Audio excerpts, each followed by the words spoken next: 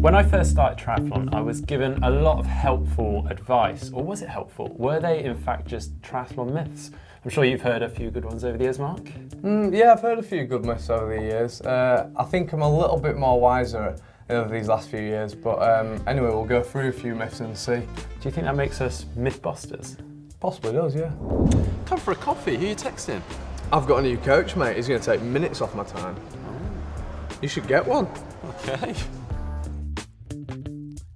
Okay, I'm not sure that's necessarily true. I reckon there's 3 avenues you can go down. We've got clubs, for instance. Yeah, clubs is really important. That's where I started off. You can go down to a club, learn from people straight away. They can tell you where to go ride in the local area, when the pools are open, things like that. And then there's, coaches there if you want to access them as well. Yeah, I guess if you've got like an A race or a target race, that's where a coach could come in really handy. They'll give you a bespoke program targeting that race. Yeah, and then I guess finally, there's some good YouTube channels out there. Is it 3 letters by any chance? Yeah, it could be that'll help with good hints and tips of how to progress in triathlon. God, someone's got a big appetite. Big race tomorrow, mate. Carb loading. Sure you need that much? Of course I do. Okay, Mark, carbo loading, what's your thoughts on it?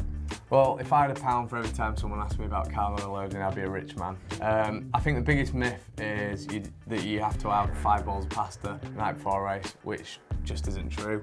I think you need to do everything in moderation, that's what I always say. Yeah, I guess our bodies can only store so much energy. We're not bottomless pits after all.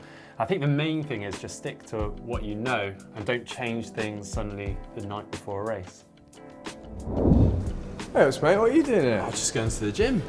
Gym? Yeah. Gym's for bodybuilders, not endurance athletes.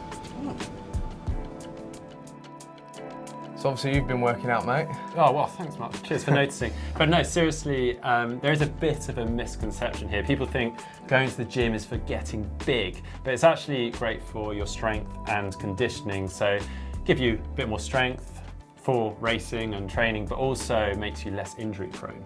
Yeah, I'll hold my hand up. I was never one to go to the gym much, but over the years I've realised it's really, really important. We call it pre-ab, preventing injuries. But obviously when you do get injured, you need to do the gym work as well to get back stronger and healthy. Right, mate, now for some kicking drills. Nah, I don't need that. I'm saving my legs for the bike and the run.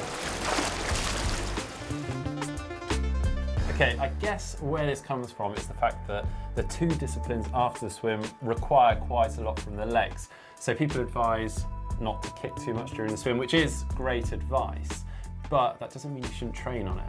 Yeah, I think that you want to do a few kick sessions throughout your weekly routine. You want to have an efficient swim stroke. It can get you out of trouble and keep you afloat a lot better, and it just gives you a lot more timing with your stroke. Yeah, and I guess if there's a deep water start, you've got to have a pretty good kick to get away from that start quickly. Yeah, you do. What are you doing hanging around on the side? It's just a bit of structure, mate. That's done a case straight. You need to crack on, mate. So I think a structured swim session is probably the best way forward. A simple technique that I use is take a piece of paper with a session written down on it and put it on the back of a pool buoy or kickboard. Yeah, and I guess if you don't have a coach on poolside, that's where those pool clocks come in handy, or obviously a sports watch like this one. That said, there's nothing wrong with doing a continuous swim, say 750 meters. If you're doing a sprint distance triathlon, it just gives you that confidence that you can cover that distance for race day. What are you doing there, mate? I've got a try coming up, so I figured I'd get a new bike. It's pretty expensive, isn't it? Yeah, but I want to go faster, so... Alright.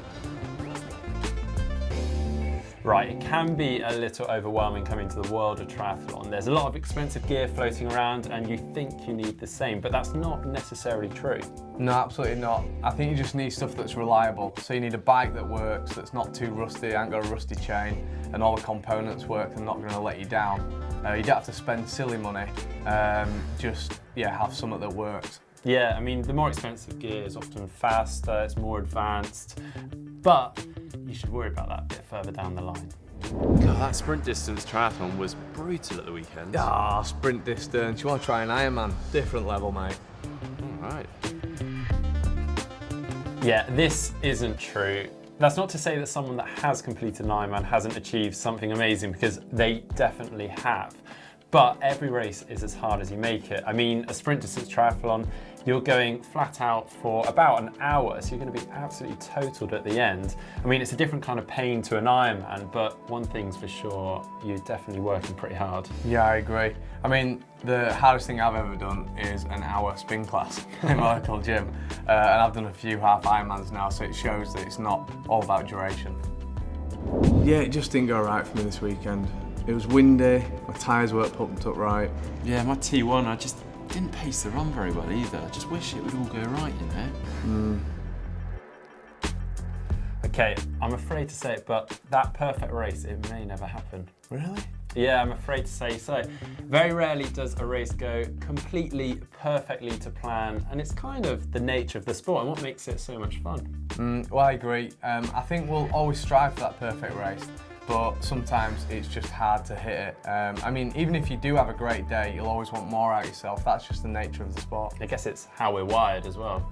Well, there's some answers to those triathlon myths, and if you have any other myths that you want answering, just drop them in the comments below. And if you like this video, give it a thumbs up like. And if you want to subscribe to GTN, click on the globe and click down here to see the Jargon Buster video. And to see our What is FTP for cycling video, just click down here.